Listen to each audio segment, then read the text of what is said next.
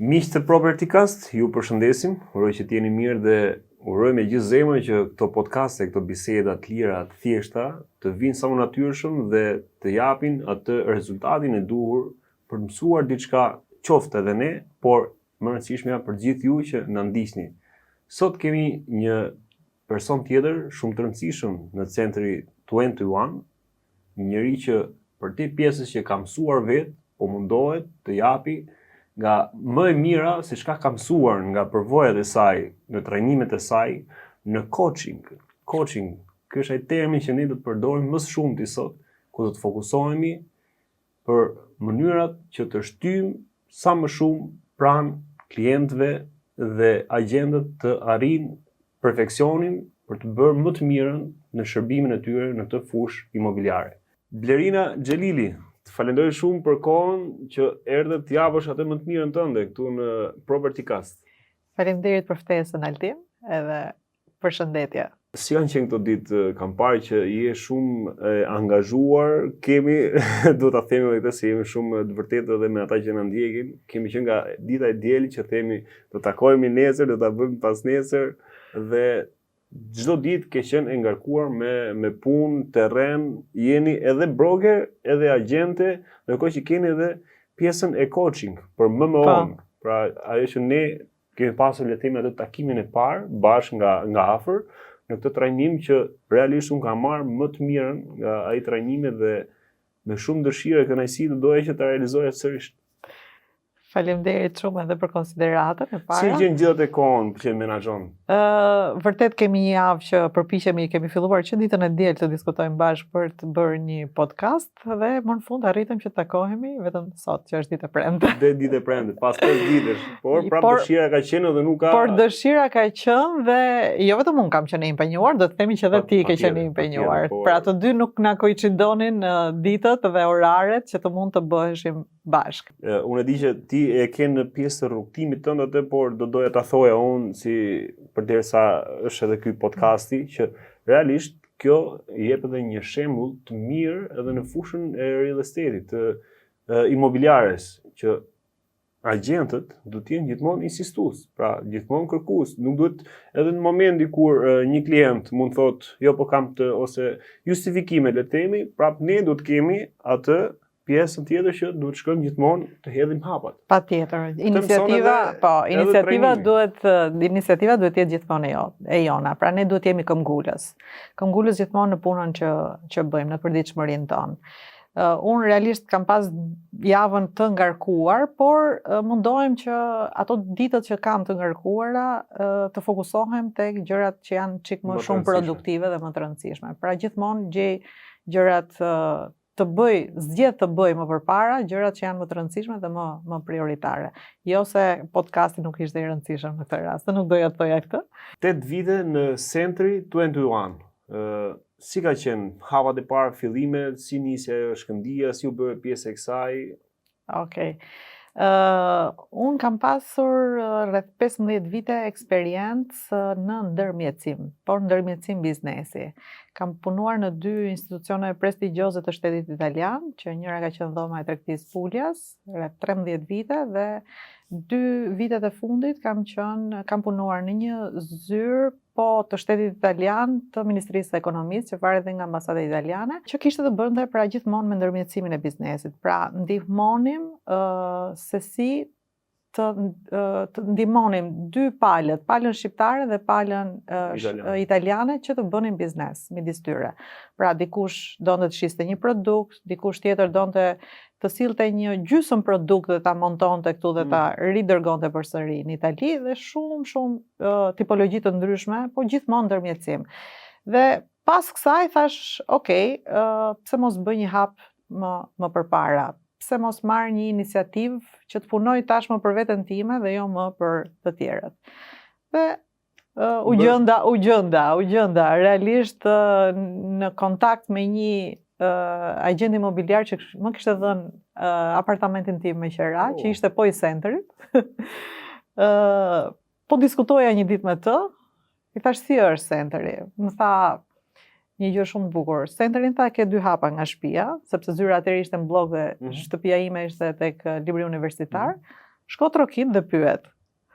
E mora këtë iniciativën, e mora këtë iniciativën, fula me bashkëshortin tim dhe i thash, sikur të shkoj ta shoh se ç'a bëhet, më tha shko, okay. Shkova Trokita tek dera e Sendri 21, pas disa takimesh pastaj arrita që, domethënë të nisja këtë. Por atë impaktin më të rëndësishëm ta dha ky agenti apo kur shkove tek zyra? Pra kush ishte ai që ta dha të shkëmbijën?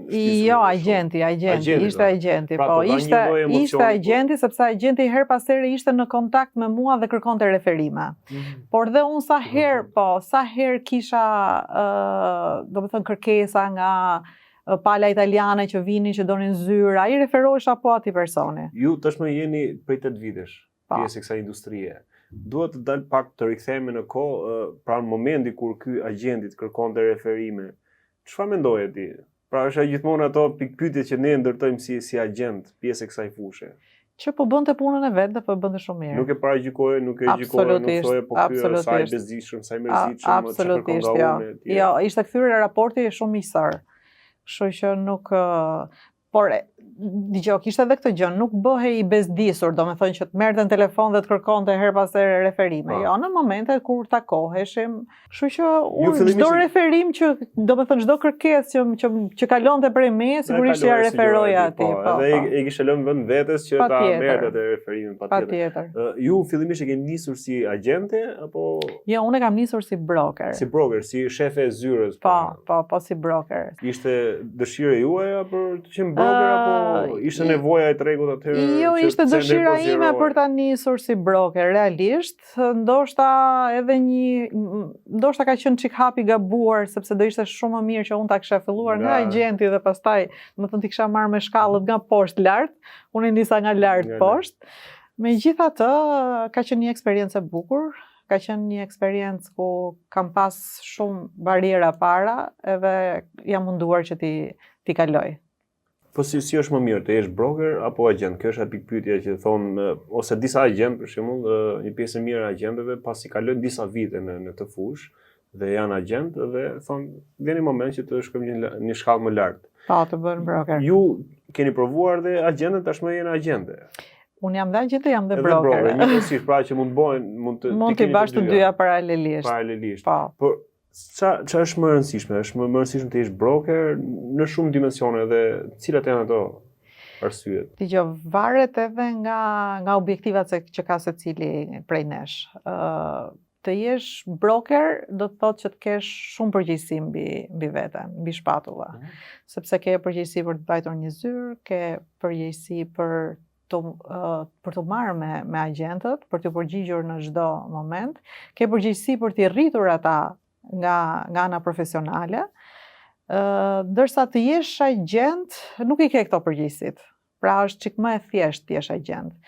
Por nga ana tjetër agenti ka atë pjesën e punës e ka shumë të bukur sepse e ka gjithmonë aktive, është gjithmonë në ndërveprim me njerëz, krijon marrëdhënie me njerëz.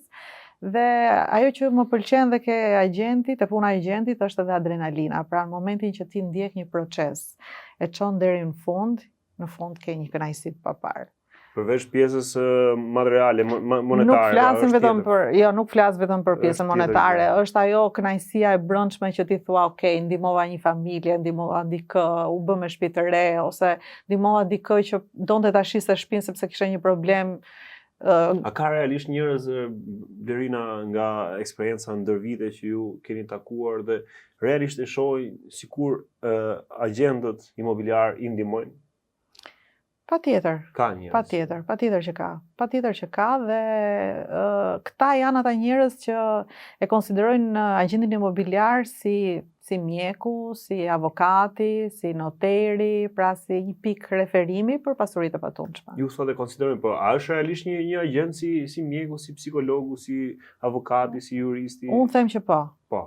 Madje edhe më shumë, se aty përfshihet edhe juristi, edhe psikologu, edhe ai marketuesi, ai eksperti komunikimi. Po, ne bëjmë njëkohësisht shumë gjëra, realisht, bëjmë shumë gjëra. Pra kemi njohuri në shumë fusha të ndryshme. Ne njohim dhe legjislacionin, ne njohim për pasuritë e patundshme, ne njohim tregun, çmimet e tregut, ne njohim anën fiskale, që do të thotë taksat që ka një pronë për të paguar pra në momentin që shitet.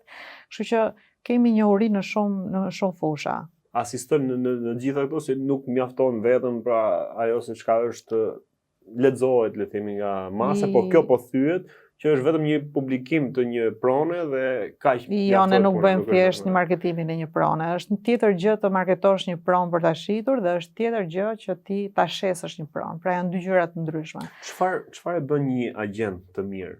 Një agent të mirë e bën në radhë të parë përkushtimi. Pra duhet jetë shumë i përkushtuar, nëse do që ta bëj këtë punë, duhet ta bëj me pasion. Nëse nuk e bën me kënaqësi, me pasion, atëherë nuk është puna për të. Nuk është asnjë punë për atë? Nuk është puna agentit imobiliar. Domethënë agenti imobiliar nuk është puna që ai mund të bëjë. Dhe përkushtim fusha e real estate-it se sa profesionet e tjera, le të themi. Pra, përderisa ju keni ardhur edhe nga fusha të tjera që profesionet e tjera. Kërkon, por varet edhe se si e përdor kohën.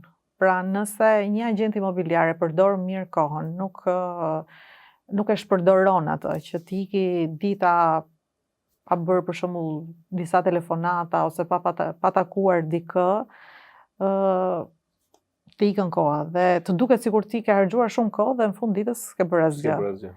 Ndërsa një punë e zakonshme, është një punë tetorëshe që ti e di që të fillon në 8 dhe mbaron në 4 ose në 5 dhe ikën në shtëpi. Kurse ne nuk na mbaron në orën 5 puna asnjëherë. Nuk ka orar. Megjithëse duhet të ngrem ca standarde që edhe klientëve të përgjigjemi atëherë kur kemi realisht kohë për t'u përgjigjur atyre. Pra, edhe ti edukojmë njëkohësisht klientët. Po kur konsiderohet që një takim ose një klient nuk ka dhënë rezultat? Atë të pritshmërisë të themi të një agenti. Atëre kur, për shembull, nuk ti e pronën që ta tratosh e para. Atëre kur një blerës shkon në shumë agjenci dhe kontakton me shumë agent. A mund të konsiderohet që faji ose problemi është tek agenti? Ose në cilat raste mund të konsiderohet? Jo gjithmonë, sepse mund të ketë dhe raste që është agenti ai që zgjedh klientin me cilin do të punoj. Është agenti pra. Pra pesha le të themi tu që mund të jetë dhe agenti. Dgjoj, ka agent të Century 21 që janë shumë të mirë, që performojnë shumë mirë dhe janë nga ata agent që edhe zgjedhin me cilët klient duan punojnë. A nuk merret kjo si arrogancë dhe Jo, ky është thjesht një standard. Ky është një standard që unë dua të punoj me këtë nivel klientësh. Po. Make Money Organization, MMO-ja. Kjo është ajo që ne duam të qëndrojmë dhe realisht unë vetë si Altin, por kam përshtypjen që shumë kolegë të Century 21, por edhe klient, pse jo, kanë shumë interes të dinë se çfarë do të thotë ky coaching, ky trajnim, pra që merret dhe ndërmerret nga ju pas një eksperiencë që do doja ta zbulonim edhe në këtë bisedë. Prej 2 vitesh, pjesë e MMO-s në trajnimet që organizoni për kolegët, agentët dhe realisht është një frymë shumë pozitive. Unë për herë para një jave e kam provuar. Po, ishe në trajnimin e parë. E thash edhe në fillim të bisedës që do doja ta realizoj sërish. Okej. Ka dhe feedback, ka dhe shumë gjëra pozitive që të shtyjnë, të rigjenerosh klientët, e tjera që do doja ti dëgjoja nga ju vetë. Okej. Make Money Organization në fakt unë e njoh prej Centerit. Pra, unë kam hapur zyrën në 2017 dhe në 2018 unë informova që në Itali organizoheshin trajnime 2 herë në vit. Trajnime të mëdha ku merrnin pjesë mbi 500 veta, 500 agent imobiliar që vinin nga gjitha Italia, po edhe nga Shqipëria ftoheshin her pas here. Fillova të ndiqja këto trajnimet që bëheshin, pra 2 herë në vit shkoja. Pastaj patëm një pauzë, një stopim në momentin e pandemisë. Në momentin e pandemisë, MMO-ja filloi të përshtatej me situatën dhe filloi të bënte disa trajnime online me një nga psikologët më të mirë të Italisë, Pietro Trabucchi. Nuk e di nëse e ke dëgjuar, ka dhe shumë libra që ka shkruar dhe libra dhe ndërkohë i lexoj dhe librat e tij. filloi të bënte pra si do sillemi, t'ju tregonte agentëve imobiliar se si do sillemi në këtë moment. Në këtë moment, domethënë si do i përqasim ne këtë situatë. Ne si agent imobiliar si do shesim prona, ç'a do ndodhi tash. Mori fund këtu dhe ne s'punojmë dot më apo do gjejmë alternativa të tjera. Më pëlqyen shumë realisht ato kollet online që bëheshin, edhe mundohesha që t'ja transmetoja edhe agentëve të zyrës time, po online, bënim në një grup kështu WhatsApp video, edhe i informoja se ç'a kisha ndjekur më përpara. Pasi mbaroi dhe situata e pandemisë, më del rastësisht në një nga mediat sociale libri i titullarit të Make Money Organization. Kishte bërë një libër nga agent në milioner që është përkthyer dhe në Shqip, pra e kemi dhe këtu në Shqipëri. Edhe i shkruaj që do më pëlqente shumë, i thash që ta lexoja librin tuaj. I shkruajte personalisht? Po, i shkruajte personalisht. Dgjoj, ata kontaktet tona i kanë sepse duke qenë në databazën e tyre, pra që na ftonin nëpër trajnime, i kishin emailët, kështu që merrja gjithmonë informacion prej tyre. Po, dhe i shkruajta, i thash do doja shumë që ta lexoja librin, më kthejnë për një herë përgjigje dhe më thotë, ok, më dërgoj adresën edhe do të dërgoj librin që ta lexosh. Pas një javë më arrin libri, e marr, e lexoj, realisht më pëlqeu sepse ishte gjithë metoda e punës që duhet ndjekë një agent imobiliar, nga A-ja deri te Z-ja. Pra, si duhet punosh me blersin, si duhet punosh me shitsin, skriptet që duhet përdorësh. Kjo është fiksa i momenti që i libër ndryshon jetën. Po, se ku e kemi dëgjuar dikur çfarë thonë. E vërtet. Si duhet të njohësh numrat e tu, si duhet krijosh një skuadër. Kështu që më pëlqeu shumë realisht libri. Pastaj ndodhi që ishte një moment që do bëja një fundjavë në Itali, në Pisa, rastësisht e vendosa me tim shoq të bënim një fundjavë vetëm. Dhe me që ishim Pisa, thash ok, po e kontaktoj titullarin, e kisha takuar disa herë në për këto trajnimet, po jo në një diskutime shumë të gjata, dhe i thash do jem në Pisa këto 2 ditë, nëse do kesh kohë, mund të pim një kafe bashkë. E mirë priti shumë, realisht, dhe takohem bashkë me të, me tim shoq dhe me administratoren e kompanisë. Biseduam gjatë, më ndizet një shkëndija aty dhe i them pse këto trajnimet mos i bëjmë dhe në Shqipëri. Sa bukur. Imagjino, po ta kishe mbajtur brenda, mos ta thonë këtë, nuk do ndodhi. S'do kishte ndodhur, sinqerisht, domethënë ishte një shkëndijë që më erdhi kështu. Edhe më tha direkt, po sa veta mund të vinë në Shqipëri që të bëjmë neve trajnime? I thash, po të mundohemi që të mbledhim sa më shumë agent imobiliar. Se në Shqipëri realisht mungon, i thash, këto lloj trajnimesh që bëni ju. Jo vetëm të fush, po coaching mungon edhe në fusha të tjera. Tani ka filluar dëgjohet si trend pra trajnimi, ka edhe psikolog që bëjnë trajnimi psikolog tjetër, ka mentor të tjerë që ndjekin të tjerë. Realisht, po. Coaching për business coaching ka filluar, po. Edhe u vendos kështu shumë shpejt, edhe pa e menduar shumë realisht, më tha atëherë ishte nëntor, më tha kur mendon se je gati që ta bëjmë këtë trajnimin? I thash dëgjosh nëntor, dhjetor janë festat. E lëm diku nga janari, fundi janarit, shkurti. Në moment më thotë, pas ke menduar më përpara, i thash se kisha menduar fare. Më erdhi kështu me intuit, i thash nuk e di se si. Krejt natyrshëm. Krejt natyrshëm.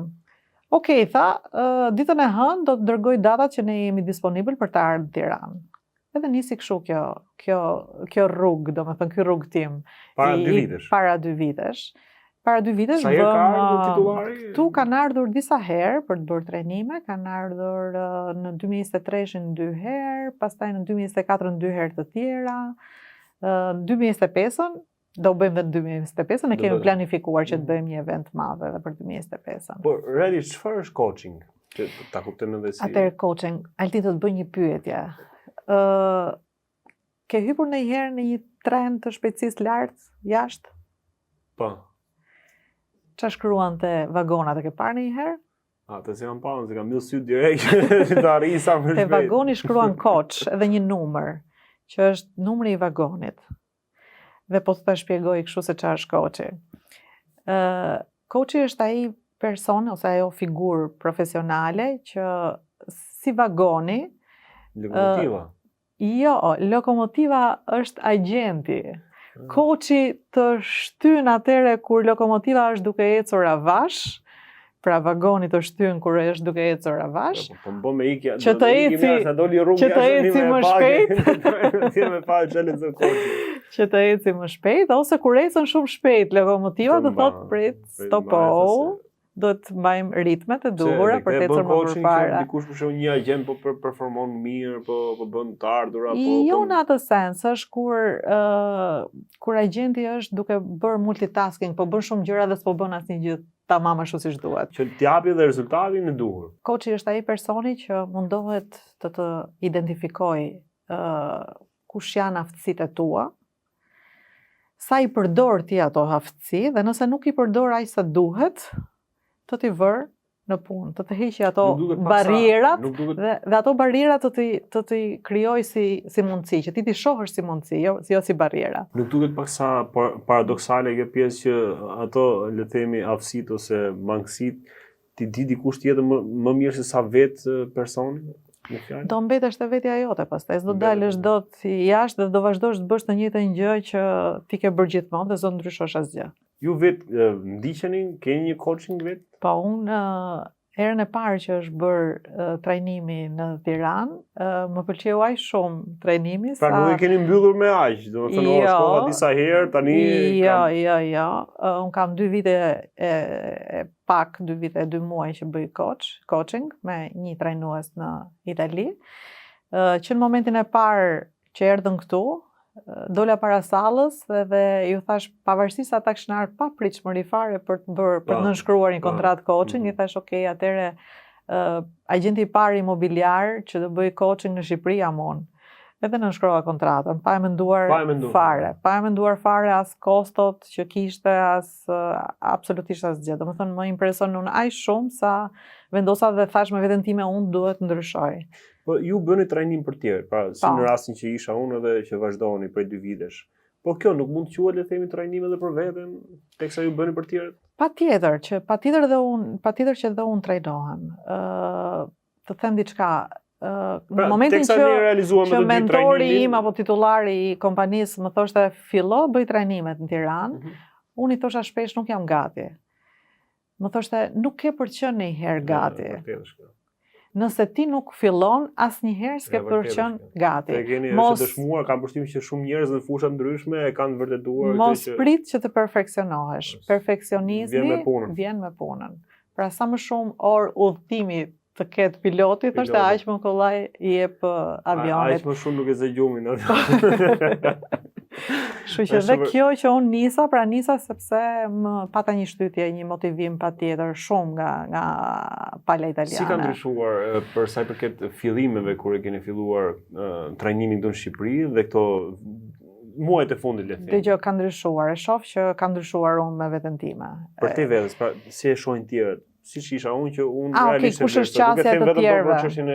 Kanë ardhur gjithmonë duke u shtuar numri i personave që kanë filluar të ndjekin trajnimet, edhe që kanë kuptuar që domethënë feedbacku ka qenë shumë pozitiv dhe kanë kuptuar që ato gjëra që kanë marrë nga trajnimi kanë rezultat, funksionojnë. Çfarë rezultati ka konkretisht? Jo, unë kam disa klient coaching që i ndjek, që janë shqiptarë, agent shqiptarë. I shoh në përditshmërinë e tyre se çka kanë ndryshuar. Kanë ndryshuar mënyrën e përdorimit të kohës, gjë e parë. Pra, din ta përdorin kohën, nuk fokusohen tek shumë gjëra, pa fokusohen tek ato gjëra që unë i them që ti duhet fokusohesh tek këto. Për shembull, kam një nga kolegët e centrit që i them ti duhet bësh prospekt në zonë, se i shoh që gjithë pronat që ke nuk i ke në zonë. E kanë çik me vështirësi në fillim, thot mua, po ja do ta bëj javës tjetër. Unë prapë insistoj, javës tjetër. I them e bëre? Jo, do ta filloj këtë javë. E kupton? Dhe kjo është edhe puna e coaching, pra që coachi duhet të bësh ato gjërat që ti i ke vështirë, po, i ke të vështira për të bërë, ose që i ke inat ti bësh, ta themi shqip, por ti bësh sikur ke dëshirë t'i bësh. Pse është e rëndësishme që një agent të bëj coaching? E para punës merr një metodë pune. Pra nuk punon i ta them shqip si hallakator. Është tamam, se nuk Jo, merr një metodë pune. Merr ca instrumenta pune që ti po t'i vësh në punë, pra të reagosh duke i përdorur ato, të japin rezultat. Për shembull, një nga gjërat e bukura është që dje një nga klientët, se ne kemi dhe një grup tonin që shkëmbejmë informacione her pas here, dhe shtyjmë, motivojmë njëri tjetrin, është që më dërgon një screenshot dhe më thot, i çova klientit që më the detyrën e ditës së martë që kisha për të bërë, i dërgova një raport klientit shitës se çfarë pune kam kryer unë për pronën e tij, dhe përgjigja e klientit ishte: e kuptoj që duhet të ulim çmimin, më sugjero cili është çmimi i duhur për të ulur, për të shkuar në finalizimin e shitjes së pronës. Kisha ardhur vetë klienti që thonë dhe tani duhet Po, ishte një screenshot që ma dërgoi agjentja ditën e djeshme dhe i thoshte faleminderit shumë për raportin që më ke bërë. E kuptoj që duhet të ulim çmimin sepse prona deri tash nuk ka lëvizur, pra nuk është në çmimin e tregut.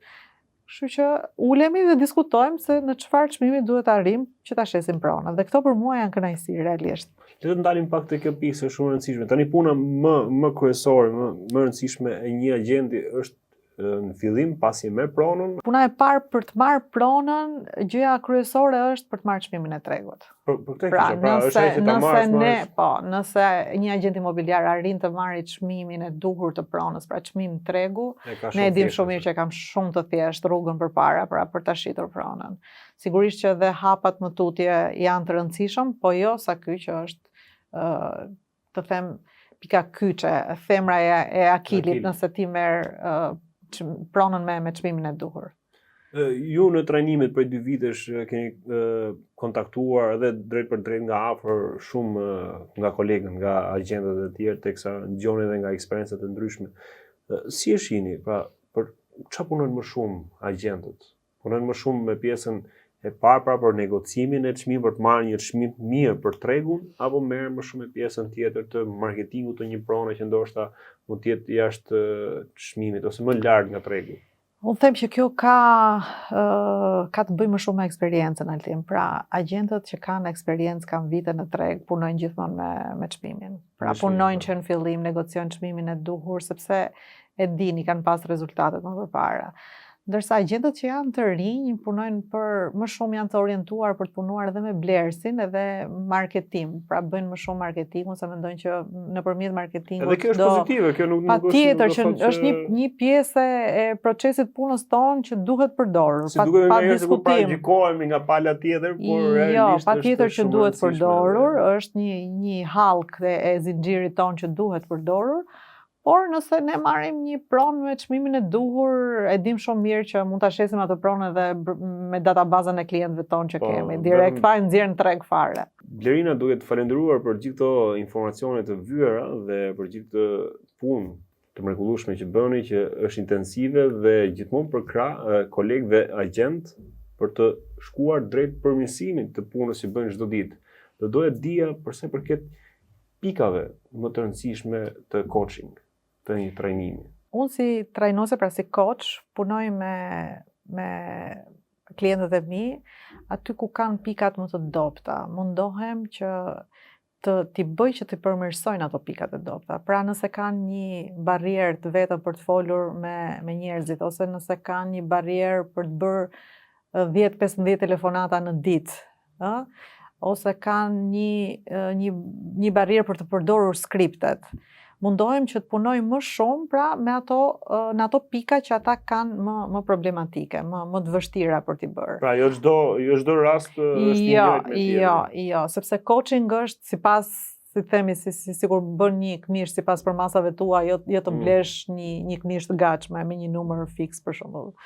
Kështu që unë mundohem që të punoj me çdo agent aty ku ka ai pikat e dobta. Të fillojmë të ndryshojmë, të përmirësojmë për ato gjërat që ai i ka të vështira për t'i bërë, apo siç thashë edhe më përpara, që ato gjërat që nuk do t'i bëj, ose i ka inat t'i bëj, Po, ajo është ti bëj, ti bëj gjithmonë. Fokusi më shumë fokusi është disiplina në të bërin e gjërave dhe konsistenca, pra të vazhdoj të bëj. Kjo gjë tjetër sot je më i miri. Duhet bërë gjithmonë, dhe unë te kjo gjë domethënë insistoj her pas here. Në çdo seancë që bëj me klientët i pyes, "Ok, ke pas të detyrat për të bërë javën e kaluar. Cilat nga këto detyra ke bërë?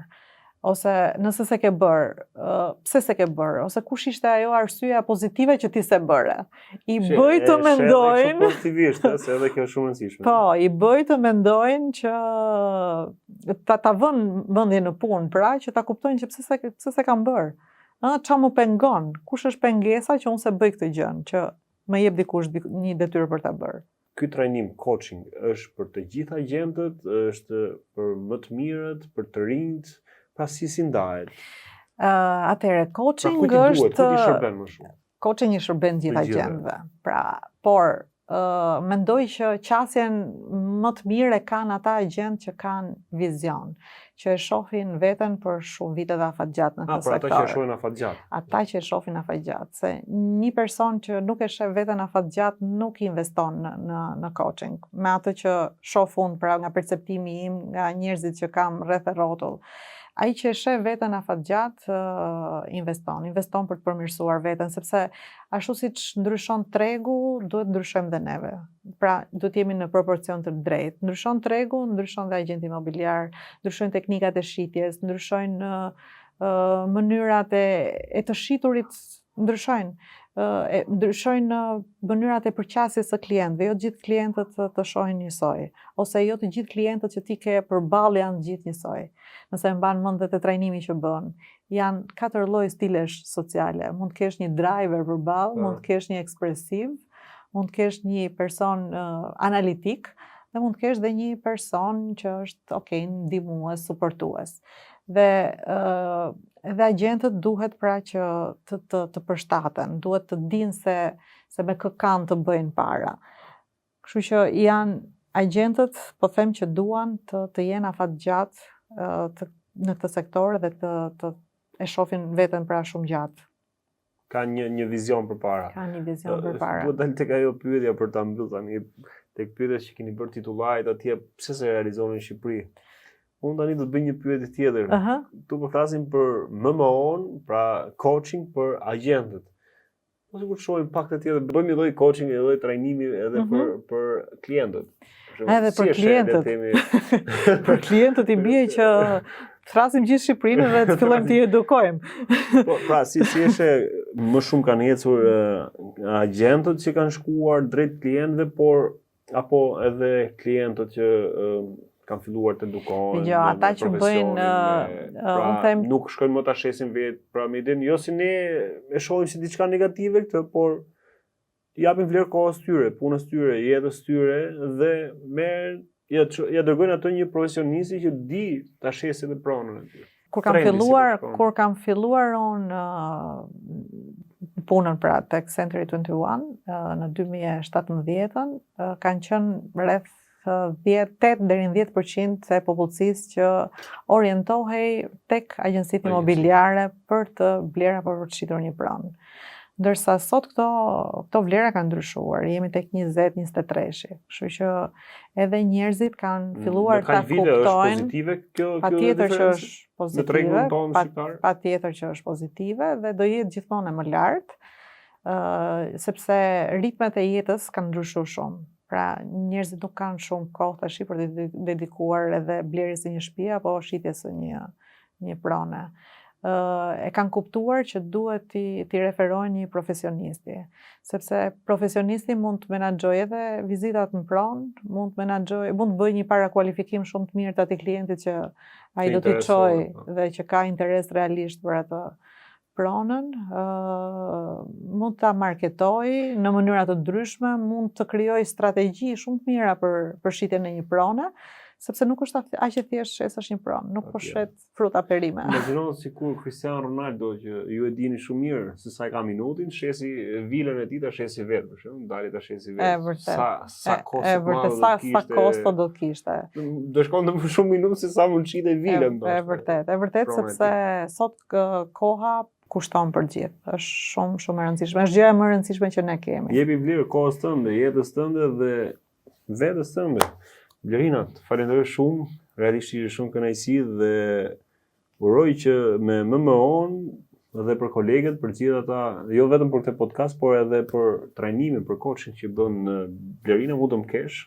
Faleminderit. Dhe realisht është në interesin tonë, është në interesin tonë të çdo agjenti që e sheh afatgjat këtë tjetë pjesë e kësaj fushë, pra të kësaj industrie. Unë të falenderoj shumë për ftesën, edhe jam realisht e kënaqur që e ke vlerësuar edhe që momentin e parë, herën e parë që ishe në trajnim e vlerësove dhe më ftove për të bërë një podcast. Të falenderoj ty. Miq, gjithmonë e bëj thirrjen për pyetje, sugjerime, këshilla dhe kritika, pse jo. Duhet të jemi sa më pranë jush, sa më afër jush. Ju përshëndesim, një fundjavë të këndshme.